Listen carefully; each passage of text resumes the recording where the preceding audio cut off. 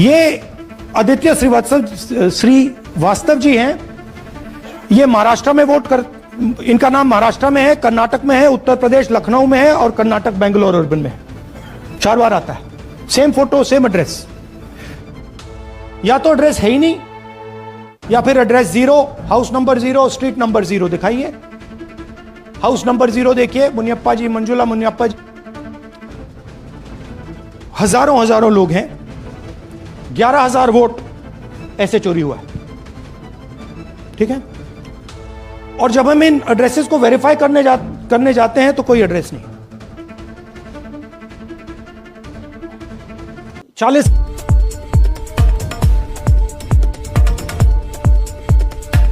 गुरुवार की सुबह दिल्ली के कांग्रेस मुख्यालय में हलचल कुछ ज्यादा थी। प्रेस कॉन्फ्रेंस के लिए मंच सज चुका था और तमाम मीडिया कर्मी बड़ी खबर की उम्मीद में कैमरे सेट कर रहे थे। तभी मंच पर आए राहुल गांधी।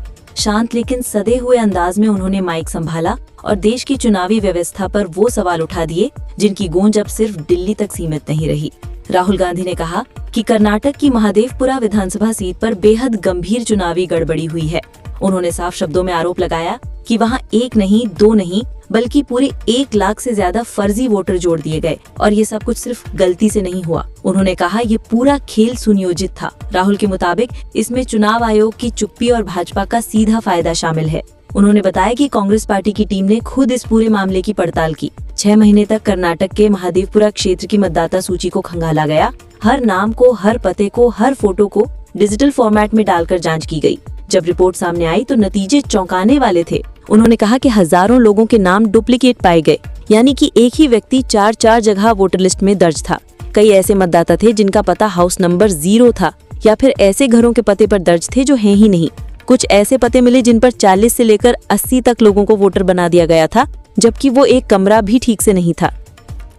कहीं पर फोटो गायब थी तो कहीं नाम बदलकर वही व्यक्ति दूसरी बार लिस्ट में दर्ज था। राहुल गांधी ने कहा ये सिर्फ छोटी सी लापरवाही नहीं है, ये एक पूरी साजिश है। उन्होंने दावा किया कि 10 मिनट में 65,000 वोट डाल दिए गए। उन्होंने सवाल किया कि क्या ये मुमकिन है? क्या किसी सामान्य बूथ में इतने कम समय में इतने वोट डाले जा सकते हैं? उनका जवाब था नहीं, और अगर ऐसा हुआ है तो इसका मतलब है कि कुछ बहुत गड़बड़ हुआ है। सबसे बड़ी बात उन्होंने ये कही कि जिस महादेवपुरा सीट की वो बात कर रहे हैं वो बेंगलुरु सेंट्रल लोकसभा क्षेत्र का हिस्सा है।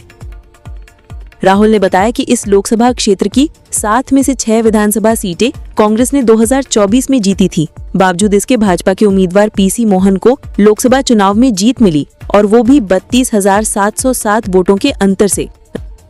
राहुल ने कहा कि कांग्रेस महादेवपुरा विधानसभा क्षेत्र में अकेले ही 1,14,000 वोटों से हारी, जबकि बाकी विधानसभा क्षेत्रों में पार्टी को बढ़त थी। ऐसे में अगर ये फर्जी 1 लाख वोट ना जोड़े जाते तो परिणाम पूरी तरह से बदल सकता था। प्रेस कॉन्फ्रेंस के दौरान राहुल गांधी ने सबूत के तौर पर वो दस्तावेज भी दिखाए जिनमें सारे वोटर डेटा, विश्लेषण और गड़बड़ियों का पूरा ब्यौरा था। वो दस्तावेज 1-2 पन्नों के नहीं थे, वो 7 फीट ऊंचे दस्तावेजों का ढेर था। मोटी मोटी स्पाइरल बाउंड फाइलें जिनमें हजारों मतदाताओं की जानकारी दर्ज थी।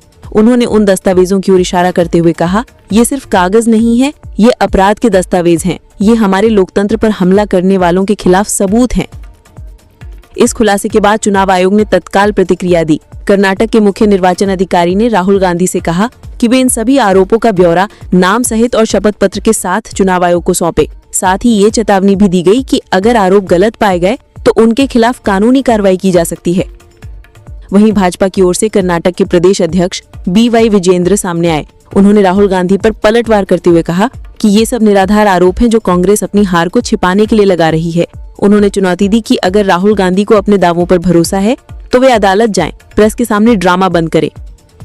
राहुल गांधी ने हालांकि साफ कर दिया कि वे इस मामले को सिर्फ प्रेस तक नहीं छोड़ने वाले हैं। उन्होंने ऐलान किया कि 5 अगस्त को बेंगलुरु के फ्रीडम पार्क में कांग्रेस का बड़ा प्रदर्शन होगा। राहुल खुद इस प्रदर्शन का नेतृत्व करेंगे। उन्होंने ये भी कहा कि महादेवपुरा सिर्फ एक उदाहरण है, कांग्रेस इसे महादेवपुरा मॉडल के नाम से देश भर में उठाएगी और ये दिखाएगी कि किस तरह से विभिन्न राज्यों में मतदाता सूचियों से छेड़छाड़ कर चुनावी नतीजों को प्रभावित किया जा रहा है। इस प्रेस कॉन्फ्रेंस के बाद कई सवाल उठ खड़े हुए हैं। क्या राहुल गांधी अपने दस्तावेज और सबूत शपथ पत्र के साथ चुनाव आयोग को सौंपेंगे? क्या चुनाव आयोग महादेवपुरा सीट की मतदाता सूची की स्वतंत्र जांच कराएगा? क्या ये मामला अदालत तक पहुंचेगा? और सबसे महत्वपूर्ण, क्या ये पूरा मामला देश में चुनाव सुधारों की नई बहस को जन्म देगा? इस पूरे घटनाक्रम ने सिर्फ एक विधानसभा या एक राज्य तक सीमित न रहकर देश की सबसे बड़ी लोकतांत्रिक संस्था चुनाव आयोग की निष्पक्षता पर सीधा सवाल खड़ा कर दिया है। अब निगाहें सिर्फ राहुल गांधी या कांग्रेस पार्टी पर नहीं, बल्कि चुनाव आयोग, सुप्रीम कोर्ट और जनता पर भी है कि क्या इस मामले को गंभीरता से लिया जाएगा या ये भी बाकी मामलों की तरह कुछ दिनों बाद भुला दिया जाएगा।